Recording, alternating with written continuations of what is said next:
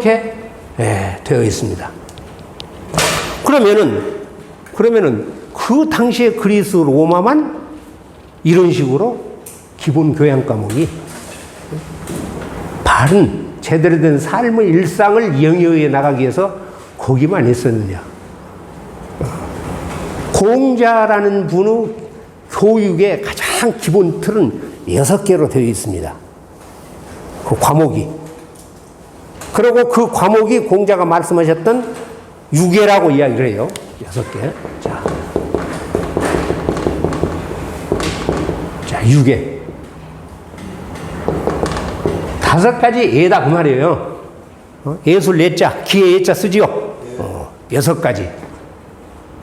그런데 아까 말씀드렸듯이 그런 대학자들, 대현인들, 성현들도 동시에 이렇게 동서가 나왔지만은 가르치는 공부도 거의 비슷해요. 약속을 안 했어도. 그것이 바로 인간이 지니고 있는 보편성 속에서 이루어져 있지 않느냐. 사람이라 그러면은 검둥이나 흰둥이나 키가 큰 사람이나 작은 사람이나 남자나 여자나 유럽 사람이나 동양 사람이나 인간이 생각하고 있는 사고 틀이라고 하는 것은 같다라는 논리가 성립이 될 수가 있습니다. 그렇죠. 약속을 안 했어도 똑같이 인간의 의식이 성장하는 것도 거의 같이 이렇게 되어 있다고 말이죠.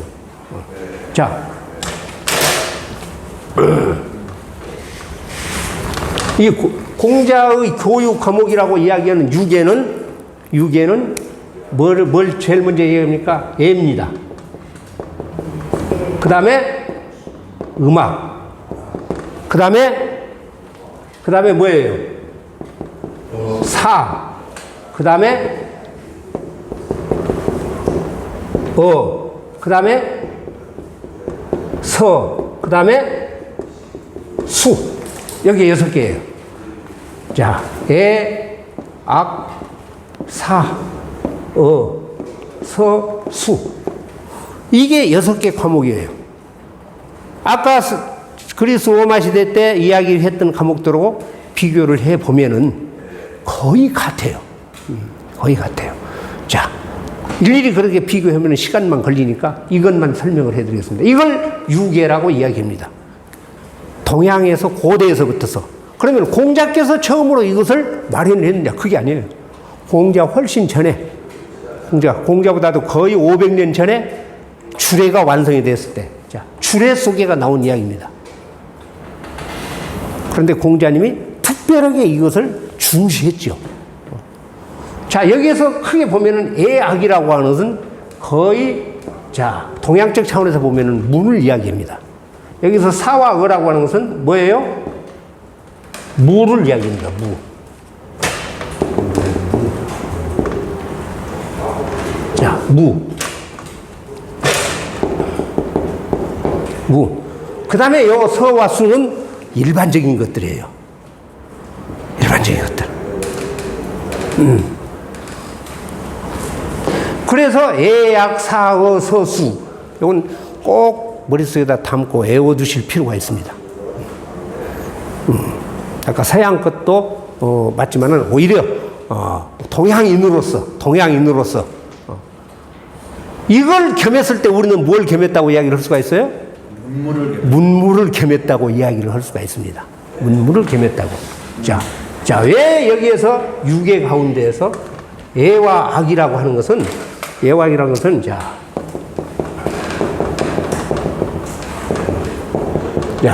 자, 유계 가운데서 애와 악이라고 하는 것은 우리가 유교 사상, 동양의 기본적인 유교 사상을 이야기했을 때 애악을 중시했다 그러죠.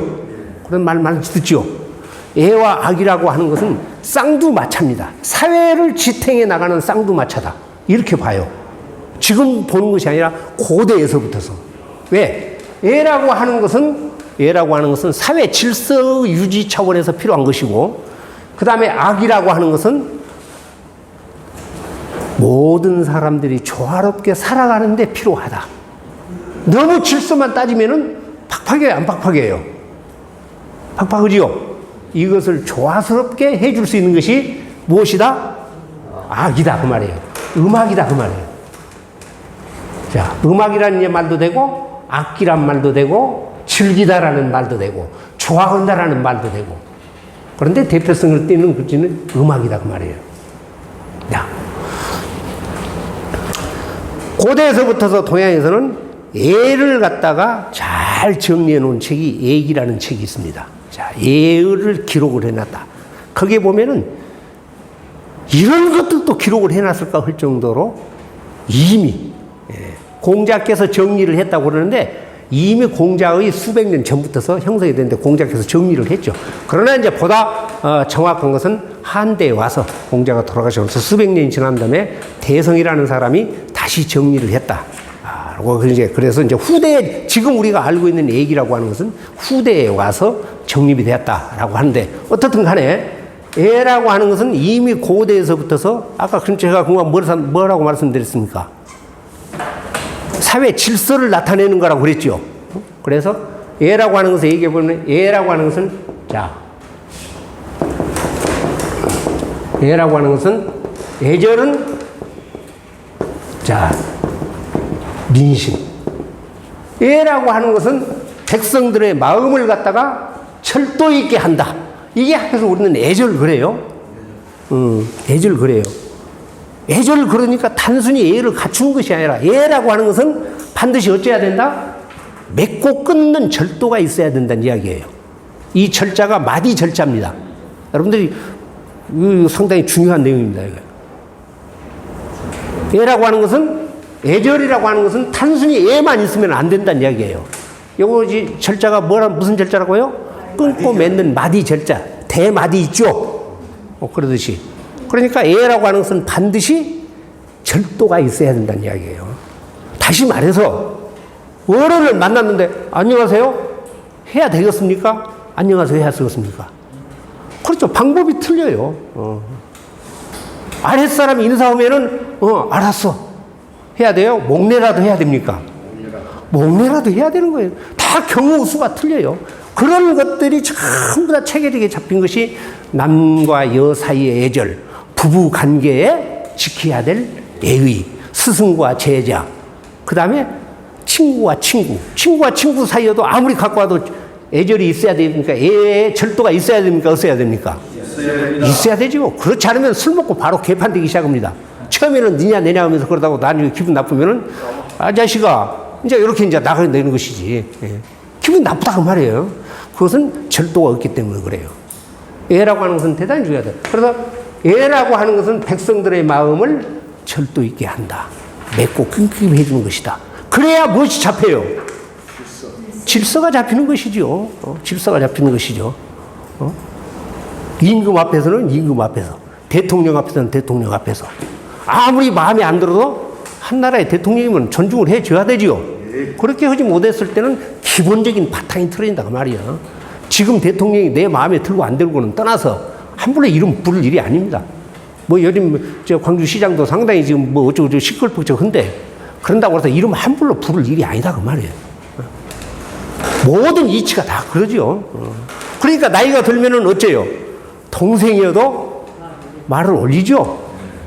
그 다음에 자녀가 장성을 하면은 부모도 자녀한테 그러는가 말을 올리는 것이죠. 그게 예법이에요. 부부간에는 더 말할 것 없는 것이지. 그런 절도가 깨졌을 때 사회는 혼란을 낳게 된다 그 말이죠. 그러고 자, 악이라고 하는 것은 악화 민성이다.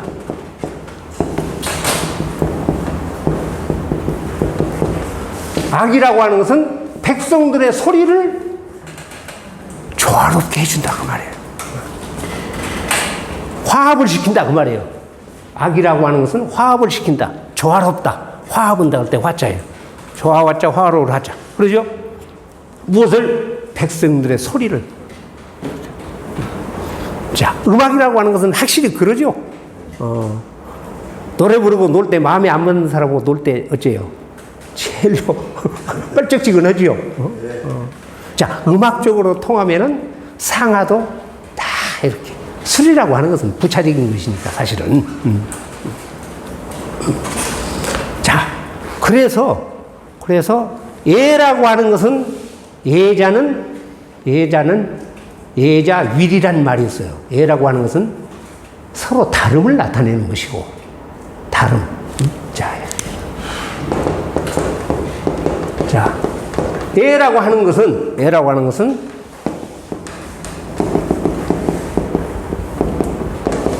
다를 이자죠. 예라고 하는 것은 서로 다름을 이야기한다. 다름을 이야기한다라고 하는 것은 이즉상경이라고 했어요. 서로 공경을 해야 되는 것을 바탕으로 한다 그랬어요.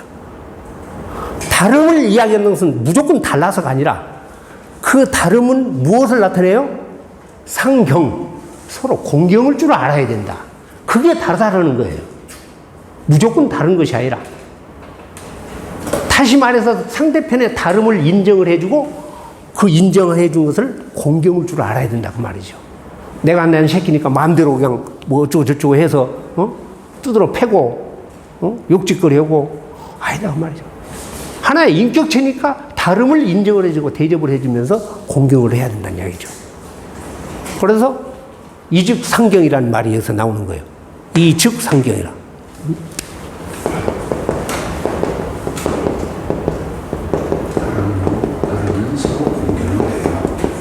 자, 상경, 서로 공경을 한다고 말이죠. 이즉상경. 그리고 악이라고 하는 것은 악자 위동, 같음을 이야기한다. 동즉 상친, 같다라고 하는 것은 서로 친함을 이야기하는 것이다. 논리적으로 딱딱 맞죠? 이미 건 3,000년 전에 확립이 된 거예요. 지금 세상 살아가는 논리에 이만큼도 어긋나지 않다라는 생각을 할 수가 있죠. 물론 반기를 들 수도 있겠지만 다르다고 하는 것은 바로 서로 공경함을 바탕으로 하고 그걸 뜻하는 것이고, 악이라고 하는 것은 뭐예요? 같음을 이야기하는데 같음은 서로 친함을 이야기하는 것이다.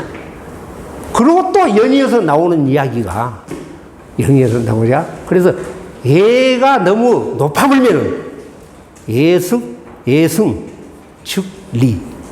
예가 너무 예만 존중을 하고 이길 승자를 써요. 너무 높아버리면은 이제 떠난다 그 말이에요. 그러죠. 우리 여기 찾을 때 어른들 앉아서 너무 예법만 찾으면 어째요? 거기 가고 싶어요? 안 가고 싶어요? 안 가고 싶어요. 식구들도 이렇게 멀리서 이렇게 찾아오고 며느리도 오고 아들도 오고 그러는데 올 때마다 깎아본 소리 오고 예법은 이러느니라 뭐 돼야 돼요? 그러면 며느리 오고 싶겠습니까? 안 오고 싶겠습니까? 너무나 당연한 이차예요. 그죠? 저는 제 아들 내외가 큰아들 내외가 인천에 사는데 결혼하기 전부터서 그랬습니다. 광주 올 때는 항상 놀러 온다라는 마음으로 와라. 놀러 온다는 마음. 그런데 이제 지금 세월이 이렇게 지나니까, 아버님 이제는 어디로 놀러 가요? 갈 데 많다. 보성도 있고, 뭐 천지다 말이야. 담양만 수십 번 가도 어째요? 새로운 데 가지요? 왜? 맨날 며칠 있다 가는 것이 아니고, 하루나 이틀 있다 올라가니까. 놀러 와라. 노는 심정으로 와라. 제가 그냥 꼴로 오는 소리가 아닙니다. 그래가지고 올 때마다 가까운 소리 오고 너는 큰 며느리니까 너는 어쩌고저쩌고 해라. 그러면은 이치는 맞지만은 멀어지죠. 그 이자가 떠날 이자입니다. 얘가 너무 승해불면은 사람들은 떠나간다 그 말이죠. 조심해야 돼요.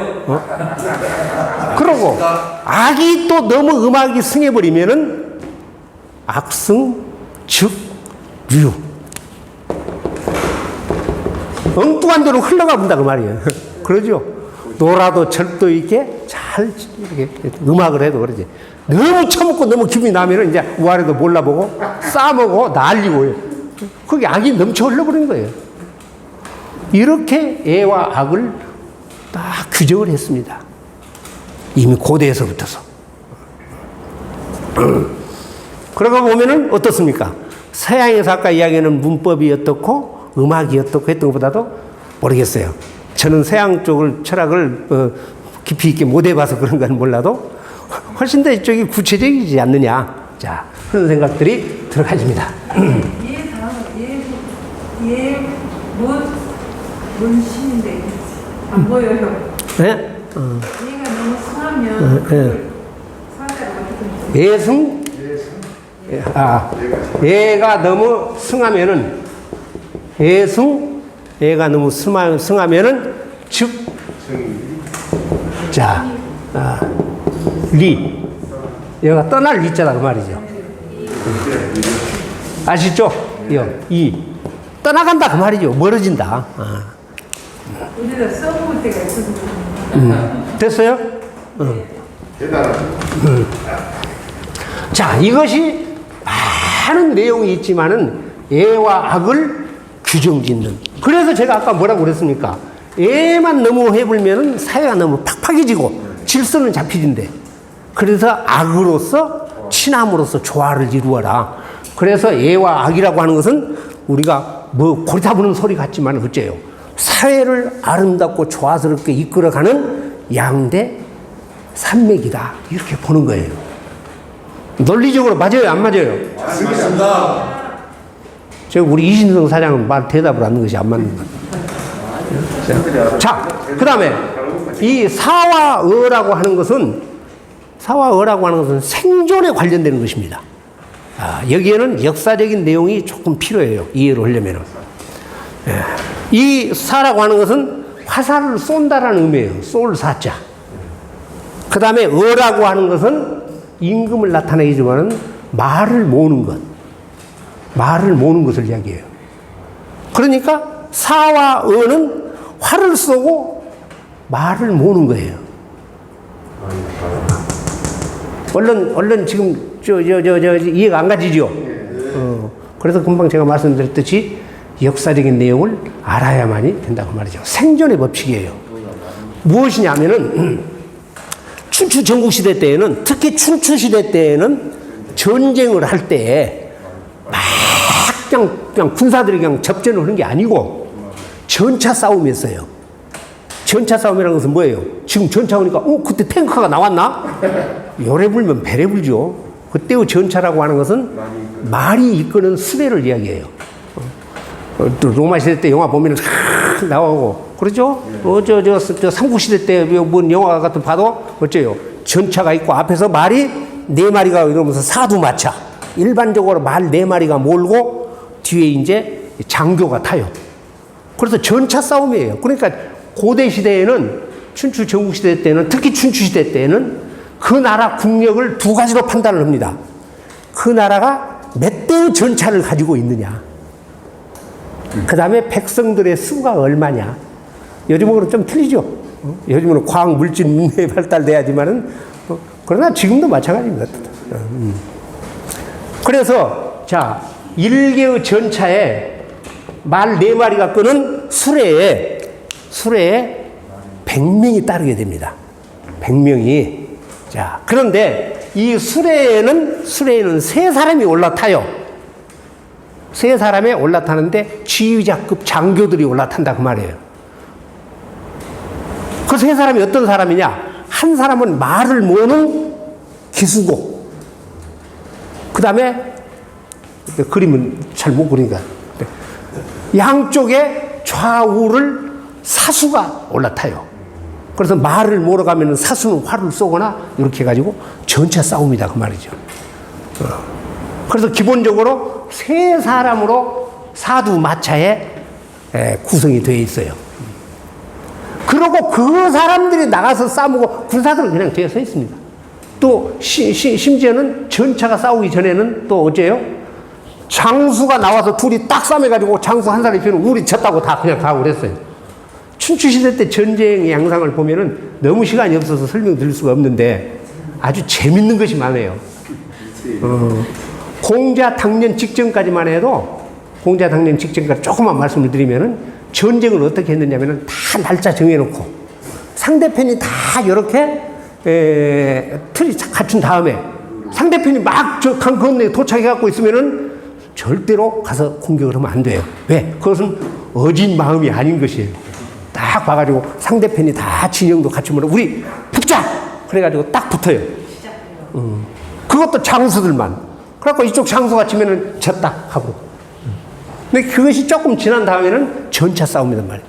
전국시대 때 들어와서 일반 보병들이 싸우기 시작한 것입니다. 그러니까 어째요? 사와 어라고 하는 것은 전쟁의 승리를 하는 기본적인 것이에요. 그러죠? 그래서 생존이라는 말을 쓰는 것입니다. 고대 전쟁 양상에서. 그래서 사와 어가 가지고 있는 의미는 이런 뜻을 가지고 있습니다. 자, 그러고 말을 모으는 기수는 어라고 하더라도 특히 이 쏠 사자, 활을 쏘는 것이라고 하는 것은 고대에서부터서 지금도 어째요? 이 검도 같은 것은 잘 안 배워도 궁수를 활 쏘기, 특히 국궁, 양궁 말고 양궁은 직선이지만 국궁은 곡선을 그래 가지고 훨씬 더 멀리 나갑니다. 보통 150m, 200m. 일반 지금 소총의 명사들은 그 소총에 버금갈 정도로. 그러니까 이 활을 쏘는 것도 지금도 뭐 때문에 국궁장에 가고 그렇습니까? 우리 사모님들, 사모님들 국궁 하신 분 계시죠? 아예 안 해도 한다 해요, 그냥. 조금, 그러죠. 그 활을 쏘는 것은 힘도 힘이지만은 정신통일이 돼야 되고 체력이 튼튼하게 안정이 되면서 완전히 갖춰져야 됩니다. 그래야 활을 쏠 수가 있어요. 그렇지 않으면 어째요? 마음이 심란하거나 체력이 약하거나 그러면은 절대로 맞출 수가 없습니다. 그래서 고대에서부터서 활은 어째요? 정신 수양의 하나의 일편으로서 쭉 이렇게 이어왔어요. 그것이 지금도 있기 때문에 국궁장이 다 이렇게 살아 있습니다. 일반 사람들도 어째요? 직장 이렇게 퇴직하고 어쩌고는 국궁장에 가가지고 교류도 하고 그러죠. 그래서 활 쏘는 것을 보고 그 사람이 자세가 어떻고 그 다음에 정신 상태가 어떻고 이런 것들을 전부 다. 그래서 시골에서는 고대 우리 조선시대 때마다 향사례라는 말이 있죠. 활쏘기 대회를 해서 인물을 뽑아낸다고요. 그런 정도로 활이라는 것은 중요해요. 그래서 군자를 판단할 때, 군자가 뭐예요? 인격적으로 완성 과정에 이루어가는 사람. 우리가 인격적으로 훌륭한 사람을 일반적으로 군자 그러죠? 군자라고 하는 것은 활을 쏘는 것하고 같은 것이다. 활을 쏘는 거. 사유사호 군자. 사유사호 군자라는 말이 있어요. 활을 쏜다라는 것은 군자의 행위가 군자가 생각하는 것하고 같은 것이다. 군자가 생각하는 것이다. 그러고 나서 야, 기하에 나왔습니까? 실저 정곡. 실저 정곡.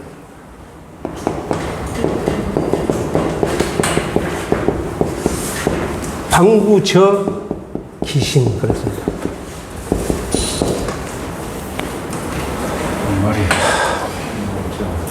뭔 말이야? 자, 실은 잃어버렸다, 실패했다 그 말이죠. 정곡이라고 하는 것은 이 곡자가 관역곡자예요. 이해가지요? 그러면은 활을 쏴가지고 아까 군자는 활 쏘는 거고 같다고 그랬죠? 활을 쏘아가지고 못 맞췄다. 활을 쏴가지고 실패했다 그 말이에요. 정곡, 실저 정곡. 이때는 제라고 읽지 않고 저라고 읽어야 됩니다. 활을 쏴가지고 잃었다. 맞추지 못했다. 그러면은 반구, 돌이켜서 구해라. 어디에서? 귀신. 네 몸뚱아리에서 구해라. 그 말이죠. 남 탓하지 말고. 뭐 바람이 불었느니, 뭐 어제 저녁에 고스톱을 쳐가지고 신경질 나게 했느니, 옆에서 누가 다구리를 쳤느니, 그런 이야기 하지 말고, 네 스스로 구해라. 그 말이에요. 네 몸뚱아리, 네 생각에서. 귀신, 네 몸에서. 그 몸에서 구해라. 그 말이죠. 남 탓하지 마라. 그 말이죠. 활 쏘가지고, 뭐, 아까 금방 같이 핫쏠라고 했는데, 옆에서 뭐 헛소리 해가지고 정신이 흐트러져서 좀 못했다. 뭐 바람이 이렇게 불어서 풍성해. 그걸 따지지 말고, 네 몸에서 찾아라. 네 스스로에서 반구, 돌이켜서 구해라. 그 말이죠. 그 잘못을. 무엇이? 실저정고, 관역에 맞다는 것을. 논어에 나오는 유명한 이야기입니다. 자, 이렇듯이,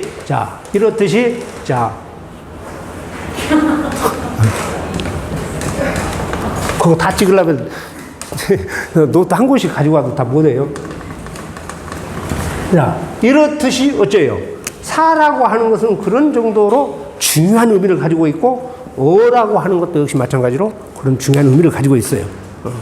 그러니까 춘추시대라든가 고대 동양에서 전쟁이라는 것은 한 나라가 망하고 안 망하고 그러죠. 한 나라가 망하고 안 망하고 것은 일반 백성들의 생존 문제하고도 관련이 된다고 말이죠. 그래서 생존 문제와 관련된다. 현대하고는 조금 안 맞을지언정 그런 의미를 가지고 있고, 화를 쏜다라는 것은 또 다른 차원에서 그런 의미를 가지고 있다는 이야기죠. 그러니까 중요한 과목으로 본 거예요. 이것이 심신을 기르고 나라를 지키고 내 공동체를 지켜나가는 실질적인 것이다 그 말이죠. 자, 그 다음에 서라고 하는 것은 글자 그대로 뭐예요? 글이지요. 글을 쓰는 것하고 글을 읽고 짓고 하는 것들, 이걸 서라고 이야기를 해요. 그래서 이 두 개는, 이것은 무에 해당한다면 서와 서는 일반적으로 요즘 와서 해석이 뭐라고 해? 공통 과목이다. 공통 과목이다. 문이 되었든 무가 되었든 간에 글은 쓰고 읽어야 되지 않느냐 그 말이죠.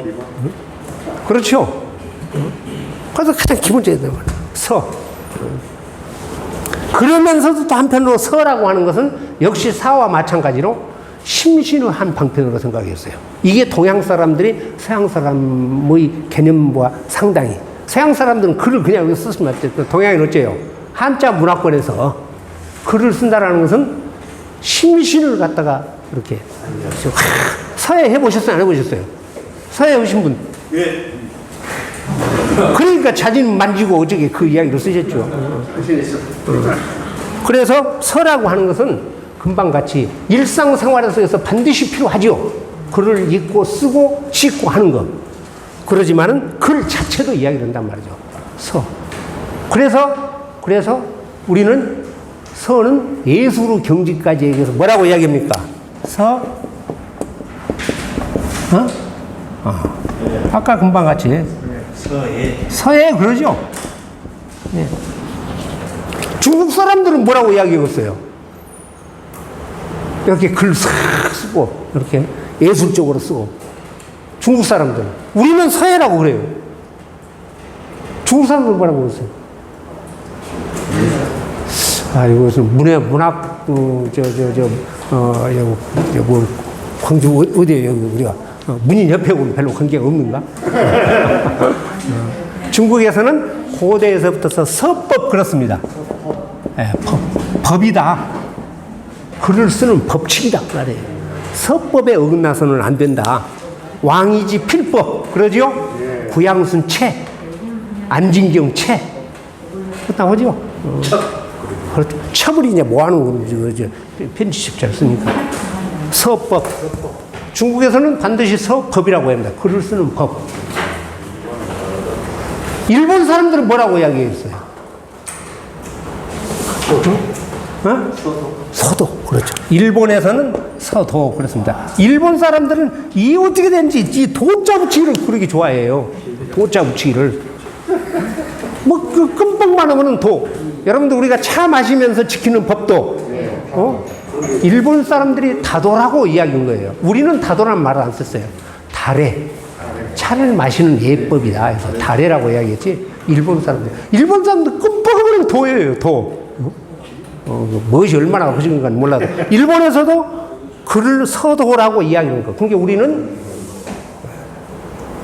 그런데 조금 아쉽게도 우리나라 사람들이 이것을 서법이나 일본에서 하는 서도를 우리가 서예라고 하는 것은 거의 최근의 일입니다. 좀 아쉽지요. 근데 아쉬울 것도 없어요. 어저께 말씀드렸듯이 국보 180% 되어 있는 추사 김재규 선생의 세한도를 일본에서부터 가져왔던 결정적인 역할을 했던 분이 누구라고 그랬어요? 소전. 그렇죠. 소전.